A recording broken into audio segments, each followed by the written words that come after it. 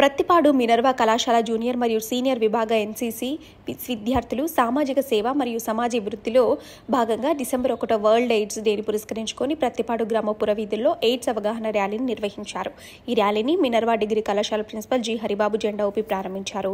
Prathipadu main road నందు rally చేసి అల్లూరి సీతారామరాజు కూడలిలో మానవాహారంగా ఏర్పడి ఎయిడ్స్ అనేది అంటూ వ్యాధి కాదు, ఇది ఒక అంటించుకునే వ్యాధి మరియు ఎయిడ్స్ కు మందు లేదు, నివారణ ఒక్కటే మార్గం అంటూ నినాదాలు చేశారు.